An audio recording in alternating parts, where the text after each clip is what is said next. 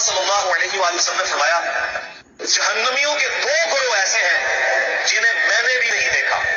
جہنم کی آپ علیہ السلام کو سارے مناظر دکھائے گئے لیکن دو گروہ ایسے ہیں جنہیں میں نے دیکھا نہیں. اللہ نے مجھے وحی کے ذریعے بتایا. اتنا خطرناک عذاب ہے کہ نبی علیہ السلام کو وہ عذاب دکھایا بھی نہیں گیا. ایک وہ لوگ جن کے پاس گائے کی دموں جیسے کوڑے ہوں گے جن کے ساتھ وہ لوگوں کو مارتے ہوں گے, یعنی اس سے مراد وہ حکمران ہیں جو اپنی رعایا کے اوپر ظلم کرتے ہیں. اور وہ عورتیں, دوسرا گروہ وہ عورتیں جو لباس پہن کر بھی اوریاں ہوں گی, چست لباس, ایک ننگی جسم کے اعتبار سے.